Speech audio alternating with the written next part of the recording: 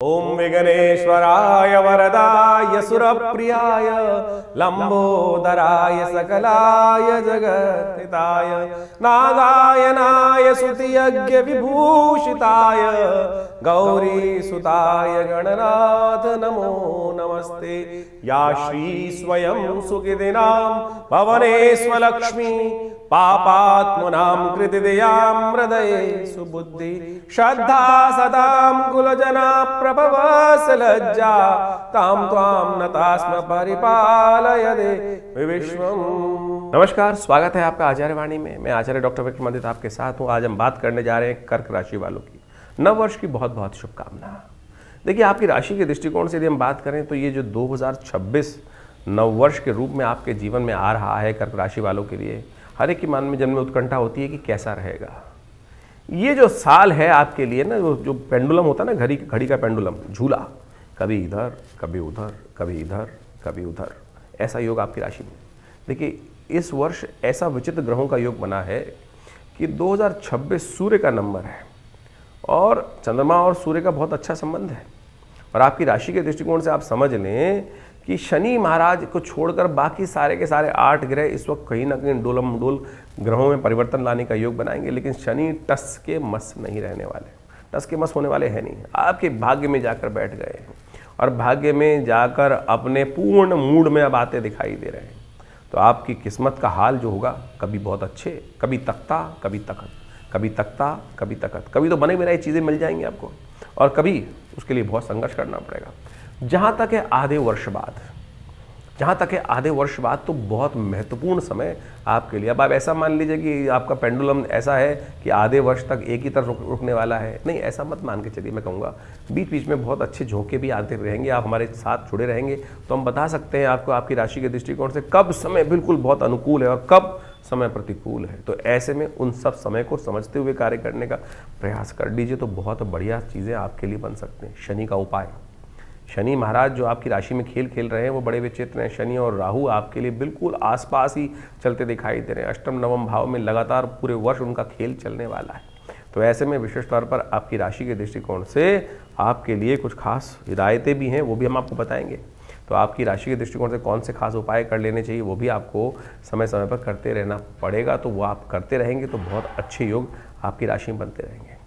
इस वर्ष के दृष्टिकोण से यदि हम देखा जाए तो स्त्रियों के लिए, पुरुषों के लिए कैसा वर्ष रहेगा ये भी जान लेना चाहिए। मेरा एक सुझाव है, आप अपने बालों का खासतौर पर ध्यान रखिएगा। आपकी किस्मत जो है ना वो आपके बालों के साथ जुड़ी हुई है। जितने आप बाल संजो के रखेंगे तो आपके लिए ये वर्ष उतना लाभदायक सिद्ध होगा। और जितने बालों को आप ज़्यादा चिंता फिक्र करेंगे, डाइटिंग करेंगे तो बाल उड़ते जाएंगे। जितने बाल गिरेंगे ना, किस्मत उतनी दूर भागेगी आपसे। ध्यान रखना, ये आपकी राशि का एक महत्वपूर्ण योग हम आपके समक्ष रख रहे हैं। जो समझ लेगा तो वो आनंद ले लेगा। तो इसलिए अपनी किस्मत को जगाए रखना चाहते हो तो ये दिव्य उपाय करने का प्रयास करना, बाय हुक और क्रुक किसी भी तरह से।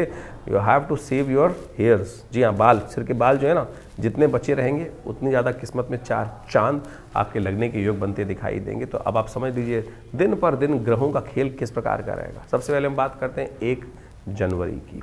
नववर्ष की बहुत बहुत शुभकामना। नववर्ष आ रहा है, बृहस्पतिवार के दिन नववर्ष 2026 आरंभ हो रहा है। सूर्य का नंबर है और सूर्य जो है वर्चस्व को देने वाला नंबर है। आपकी राशि के दृष्टिकोण से आपको समझ लेना चाहिए। इस दिन चंद्रमा उच्च के होकर आपकी राशि के दृष्टिकोण से बहुत सुंदर योग बनाते दिखाई दे रहे हैं, जो ये आपके लिए बड़ी अनुकूलता भी रहेगी। बहुत अच्छे नए योग बनते दिखाई दे रहे हैं। आपके लिए बहुत अच्छी अपॉर्चुनिटीज़ प्राप्त करने के योग भी दिखाई देते हैं।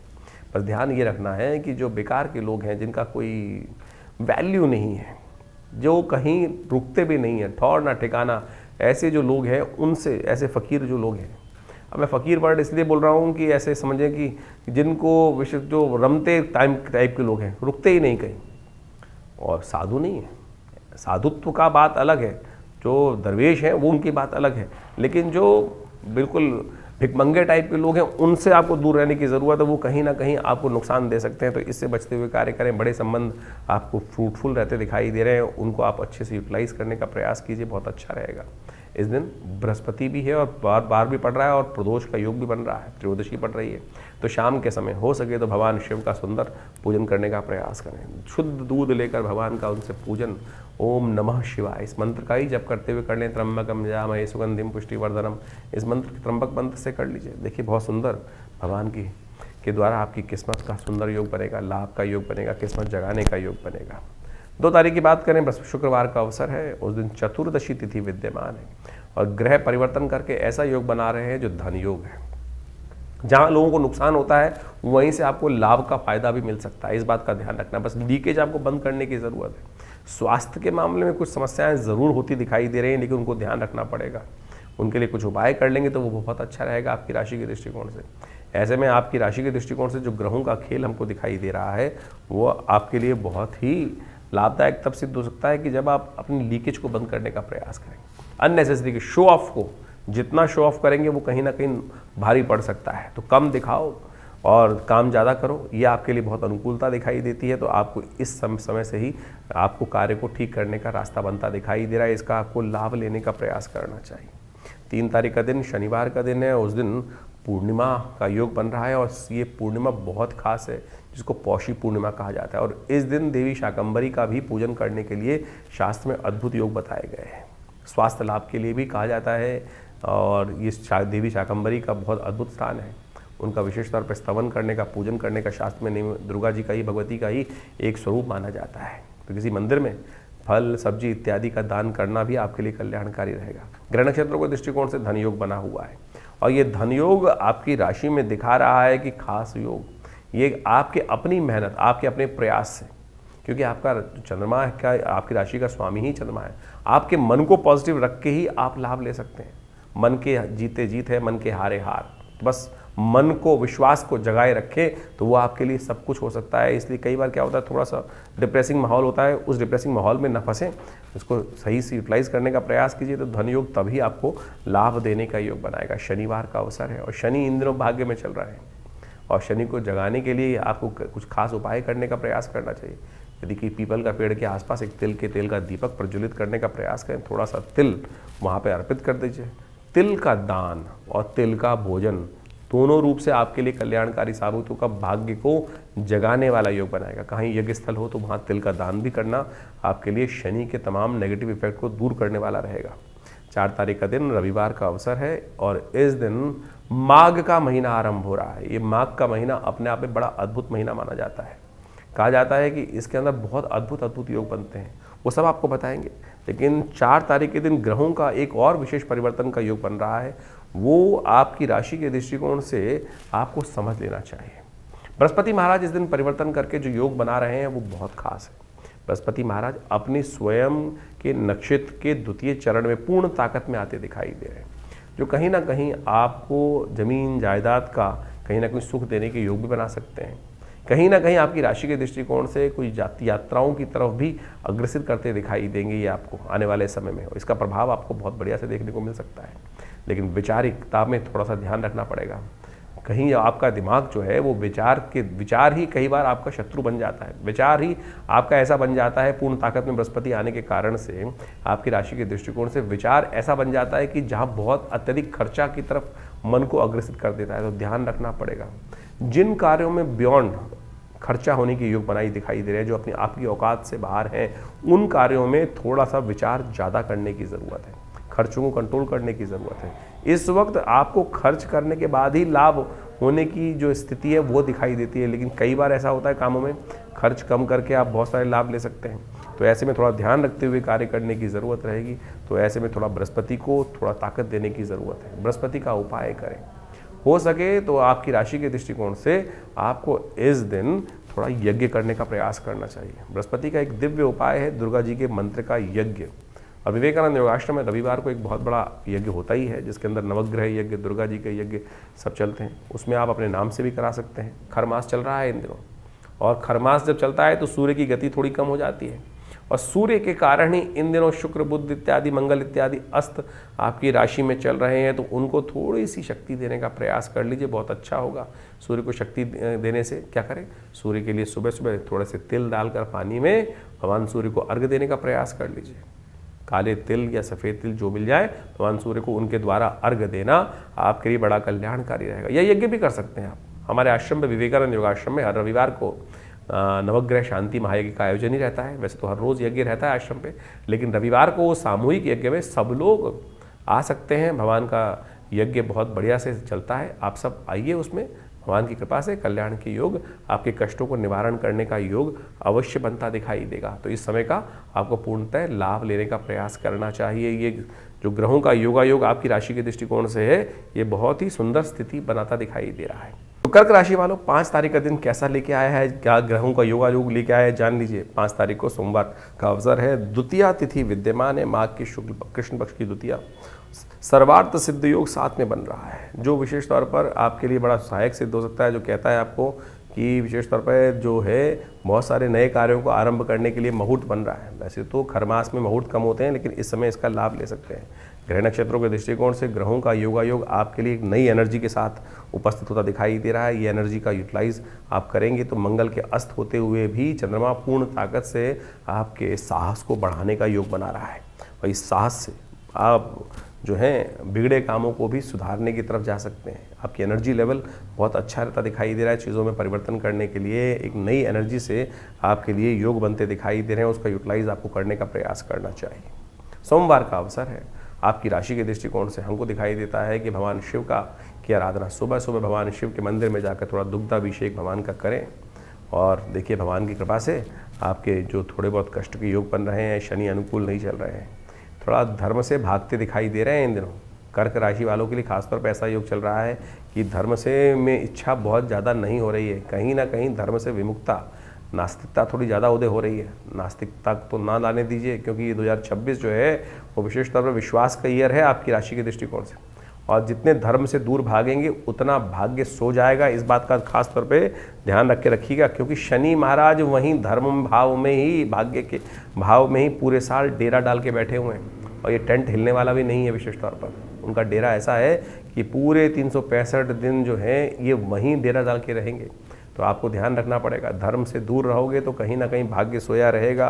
तो इस बात का आपको विशेष तौर पर ध्यान रखना चाहिए। 6 तारीख का दिन मंगलवार का अवसर है, एक विचित्र प्रकार का योग बन रहा है। तृतीया और चतुर्थी का एक साथ योग है, अंगारक योग है, चतुर्थी क्षय हो रही है। तो ये दिन जो है विशेष तौर पर समझने का है। आपकी राशि के दृष्टिकोण से समय जो चल रहा है वो आपके लिए आशीर्वाद से मेवा। ऐसे में आशीर्वाद चाहिए देव का, ऐसे में आशीर्वाद चाहिए प्रभु का, भगवान का, बड़ों का, माता का, पिता का। ये आशीर्वाद किसी रूप में भी आपको यदि हो गया तो आप बंद दरवाजे भी खोलकर अपने किस्मत के बल्ब को जगा सकते हैं। क्योंकि अंगारक चतुर्थी और मंगल इन दिनों चल रहा है अस्त, शुक्र भी अस्त चल रहा है, बुध भी बड़े डामाडोल स्थिति में चल रहा है, जो आपकी राशि के दृष्टिकोण से कई प्रकार से आपको जो जितना लाभ होना चाहिए वो होने नहीं दे रहे हैं, हिम्मत नहीं कर पा रहे हैं। ये समस्याएं हैं। विजय के योग हैं, वो भी कहीं ना कहीं थोड़ी सी विजय प्राप्त होने के लिए भी थोड़ी ताकत चाहिए। और देवता चित्तन अधर ही हनुमत से ही सर्व सुख करेंगे। तो इस दिन विशेष तौर पर हनुमान जी का सहारा लेने का प्रयास करना चाहिए। अंगारक चतुर्थी लोग भूल जाते हैं, बताते नहीं हैं। तो ये मंगल और चतुर्थी का योग जो बन जाता है तो अंगारक चतुर्थी का योग बन जाता है। तो ऐसे में माघ के महीने में जिसमें शिव सबसे ज़्यादा प्रसन्न हो जाते हैं, शिव के ही अंश हनुमान जी हैं, शंकर सुवन केसरी नंदन कहा गया है ना। तो इसमें हनुमान जी का सुंदर आराधना करने का प्रयास कीजिए, बहुत सुंदर रहेगा। हमने विवेकानंद योगाश्रम में बड़ा भारी उत्सव रखा है इस दिन, आप उसमें सम्मिलित होइए। मंगल इन दिनों अस्त चल रहे हैं, इस बात समझें। और मंगल अष्ट चलने के कारण से क्या होता है कि मंगल की शक्ति कुंडली में कई प्रकार की स्थिति को नेगेटिव उत्पन्न कर देती है और चीज़ों को फेवर में नहीं आने देती है। और ये मंगल का नेगेटिव प्रभाव जो है ये लगातार अभी कुछ दिन आपको परेशान करने वाला है। तो इसका उपाय आपको लगातार करने की ज़रूरत है और ये आपको विशेष तौर पे समझने की आवश्यकता है, क्योंकि मंगल का अस्त होने का प्रभाव जो है बहुत ही विशेष होता है। तो ऐसे में स्थिति को ठीक करने का आपको लगातार प्रयास करना चाहिए। देव योग से इस दिन मंगलवार भी पड़ रहा है और साथ साथ इन दिनों इस दिन विशेष तौर पे क्या बन रहा है, चतुर्थी का योग भी बन रहा है। तो अंगारक चतुर्थी का योग बन गया और माघ महीने में अंगारक चतुर्थी का योग बड़ा संपूर्ण रूप से मंगल के समस्त कष्टों को दूर करने का योग बना सकता है। ऐसे में हमने विवेकानंद योगाश्रम में इस शुभ योग को समझते हुए एक दिव्य कार्यक्रम रखा। वैसे तो हर मंगलवार पर सुंदरकांड चलते ही हैं और हमने आपको पहले ही बताया है कि मंगल का अस्त चलने से क्या होता है कि कई बार समस्याएं उत्पन्न हो जाती हैं। हिम्मत का प्रभाव, पौरुष का प्रभाव और साथ साथ पुरुषार्थ का ग्रह माना जाता है, साहस का प्रतीक माना जाता है। और जब सब कुछ ग्रह अच्छे चलते हुए भी अगर वो ठीक नहीं चल रहा है, पुरुषार्थ नहीं कर रहा है, मंगल अस्त चल रहा है, तो क्या होगा, बहुत सारे कर्म विघ्न आने के योग बनेंगे। तो ऐसे में उपयोग करें हनुमान जी का, सुंदरकांड का पाठ करें। हमने लगातार प्रयास किया कि जब तक ये मंगल अस्त रहे तो हम लगातार लोगों को साथ जोड़कर सुंदरकांड का पाठ करें, हनुमान जी का यज्ञ करें और साथ साथ मंगल ग्रह शांति महायज्ञ रखें। तो उसी श्रृंखला में 6 तारीख को विवेकानंद योगाश्रम में एक दिव्य कार्यक्रम रखा गया है, जिसमें सुंदरकांड का पाठ भी रहेगा और साथ साथ वर्ष का पहला मंगलवार पड़ रहा है। समस्त कष्टों को दूर करने के लिए मंगलमय भगवान की प्रार्थना, हनुमान जी की प्रार्थना इस संसार में कहा गया ना। और हनुमान चालीसा में तुलसी बाबा ने लिखा है, और देवता चित्त न धरहि हनुमत से ही सर्व सुख करहि। तो इसलिए इस मंगलवार पर भी आप सुंदर रूप से हमारे आश्रम में होने वाले कार्यक्रम यज्ञ में सम्मिलित हो सकते हैं, सुंदरकांड के पाठ में सम्मिलित हो सकते हैं। आप सबके प्रयास से सुंदर कार्यक्रम रहेगा, सुंदरकांड का पाठ रहेगा, हनुमान जी का स्तवन रहेगा और बहुत सारे कार्यक्रम और भी चलेंगे। तो उन सब में सवा मनी का भोग रहेगा, भंडारा रहेगा।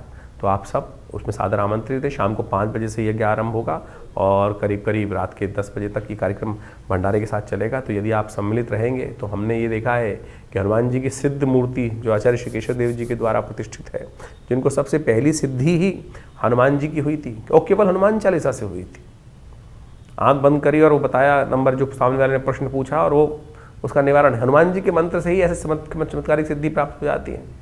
तो आप समझ लें कि इतना सुंदर ये हनुमान जी का सुंदर सावर मंत्र है, कुछ और उल्टा सीधा करने की, लंबा चौड़ा प्रयास करने की ज़रूरत ही नहीं है। तो इस साक्षात सिद्ध मूर्ति के समक्ष हनुमान जी के बैठकर सुंदरकांड का पाठ आप करें, हमारे साथ जुड़ें। अपने नाम से भी करा सकते हैं, उसके लिए पूर्ण व्यवस्था है।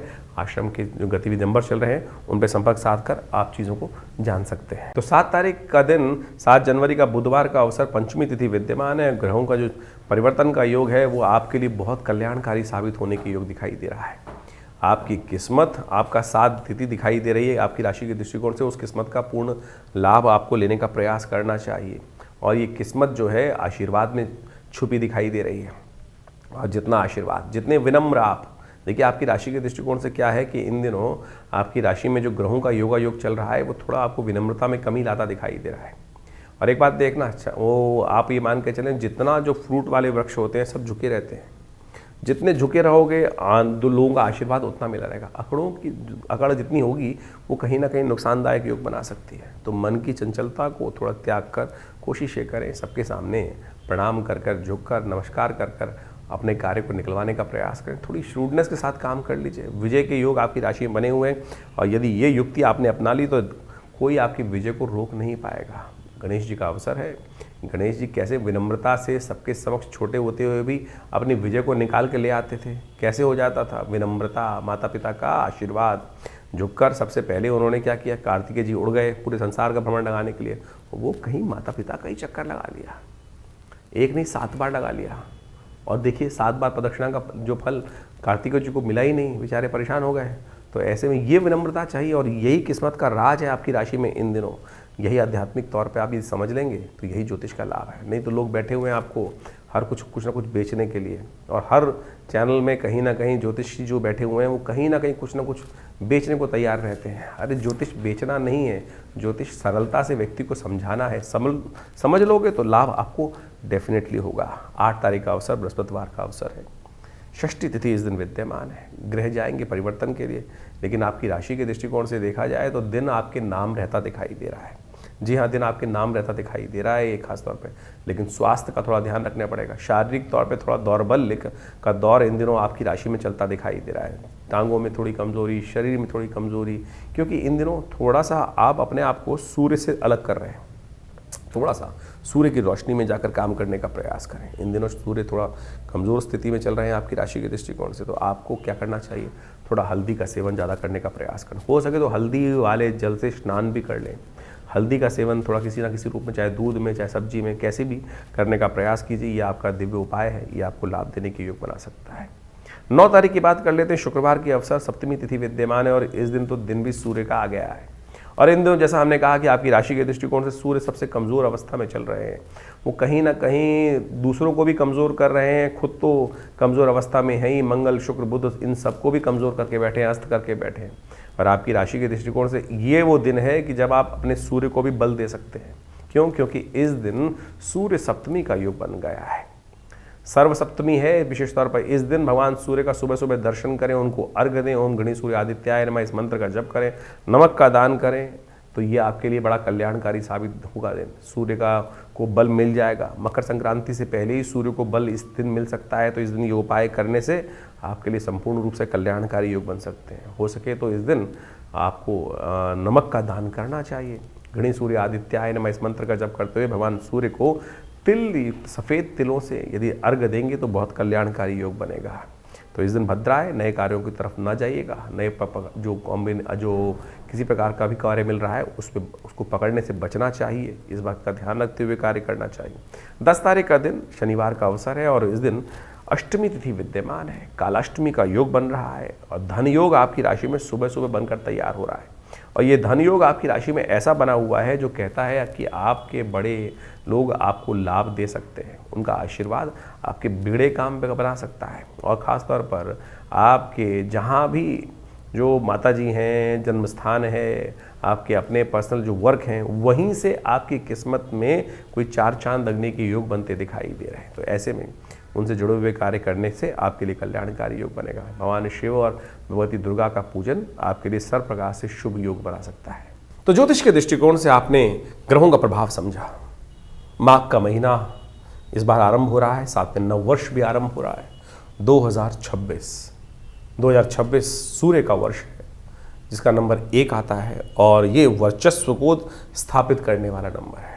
अजीब से एक होड़ पूरे संसार में व्याप्त होने वाली है कि मैं बड़ा, और ये अभिमान की लड़ाई, जिस प्रकार सूर्य जो होते हैं ना वो तेज के मालिक हैं और हर व्यक्ति के अंदर सूर्य जो है आध्यात्मिक तौर पे भी और सांसारिक तौर पे भी व्यक्ति को आगे बढ़ाने का योग बनाते हैं। जिनकी जन्मपत्री में सूर्य बहुत अच्छे अंशों में है, उनका स्वामित्व बढ़ने के लिए और साथ साथ स्वाभिमान बढ़ने के लिए अच्छा सा योग, जीवन में वर्चस्व कीर्ति बढ़ने के अच्छे योग इस सूर्य के वर्ष में बनने के योग दिखाई देते हैं। और जिन जिन के सूर्य या तो पाप ग्रह से ग्रसित हैं या पापकर्तृ योग में फंसे हुए हैं या अशुभ स्थिति में जन्मपत्री में हैं, ऐसे व्यक्तियों के लिए जीवन में इस समय में ध्यान रखना पड़ेगा। कीर्ति में दाग लगने के योग बन सकते हैं क्योंकि सूर्य आपकी कुंडली के अनुसार से, अब ये समझें कि सूर्य आपकी कुंडली के अनुसार से ही कार्य करेगा। सूर्य में जिस प्रकार का प्रभाव है, देखिए अब गोचर के दृष्टिकोण से सूर्य तो का जो वर्ष है वो हर एक के लिए है, लेकिन अब आपका जो खेत है वो किस प्रकार का है, जिस प्रकार का बीज उसमें उत्पन्न होगा तो वैसे ही प्रभाव, बीज डलेगा वैसे ही प्रभाव उत्पन्न करेंगे। तो अब आपके जीवन में आपकी जन्मपत्री में किस प्रकार का सूर्य कॉम्बिनेशन बना रहा है, नवांश इत्यादि में शुद्ध है कि नहीं है, कहीं पापकर्तृ योग में फंसा हुआ है, अशुभ ग्रहों के साथ में है, तो उसका प्रभाव भी वैसा ही होने के योग दिखाई देते हैं। ऐसे में सूर्य के उपाय को आपको लगातार करते रहने का प्रयास करना चाहिए। और हमारा भाग्य जो बनता है ना वो विशेष तौर पे बनता है इस समय में आपके कर्म के अनुसार से, और कर्म को सुदृढ़ करने की आवश्यकता है। ये 2026 का जो वर्ष है ये विशेष तौर पे ऐसे योगा योग को लेके उपस्थित हो रहा है कि 9 ग्रहों में से 8 ग्रह इस 2026 में परिवर्तन का योग बनाएंगे। देर सवेर बहुत सारे ग्रहों में भयानक उठापटक होने के योग बनते दिखाई देंगे। शनि महाराज को छोड़ के बाकी सब ग्रह राशि परिवर्तन का योग भी बना रहे हैं। और आप मान लीजिए कि जैसा शनि ने पिछले साल योग बनाया, उठापटक का योग बनाया, कई प्रकार के विघ्न भी जीवन में उपस्थित करने के योग बनाए, और ऐसे ग्रहों की अवस्था में परिवर्तन के अनुसार से आप समझें कुछ योग ऐसे भी बनते दिखाई दे रहे हैं जो कहीं ना कहीं उत्पात को दर्शाते हैं। क्योंकि मंगल इस कुंडली इस बार जो है इस वर्ष में यदि हम देखें तो ग्रहों के अनुसार से आरंभ में तो अस्त चलेगा, फिर कई बार ऐसे योग भी बनेंगे ग्रहों के साथ साथ विभिन्न ग्रहों के जो कुछ ना कुछ आपत्ति के योग भी बनाता है, कुछ विपत्ति के योग भी बनाता है, कुछ ना कहीं आकाशीय दुर्घटनाओं के योग भी बनाता दिखाई दे रहा है, और कुछ नए फ्रंट, युद्ध के नए मैदान भी खुलते दिखाई देंगे। क्योंकि सूर्य का वर्ष है और सूर्य के वर्ष में जिस प्रकार से ग्रहों का योगा योग बन रहा है वो कहीं ना कहीं ऐसा दिखाई देगा कि अपने आप को हर व्यक्ति बड़ा दिखाने के लिए, सामने वाले को छोटा दिखाने के लिए, सामने वाले को अस्त करने के लिए, क्योंकि सूर्य का प्रभाव ऐसा होता है कि जो सामने वाले को किसी भी प्रकार से अस्त करने का योग ही बनाता है।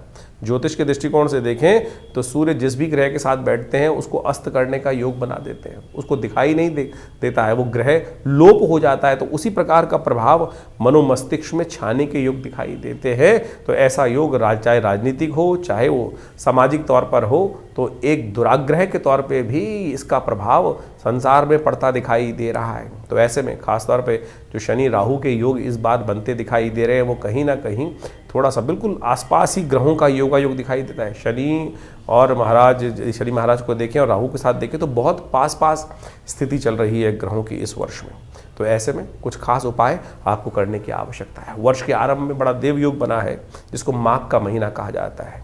शास्त्र में एक मंत्र आया है, काशीवासी निवासी च काल भैरव पूजनम प्रयागे माघ मासी च बिल्वपत्रम शिवार्पणम।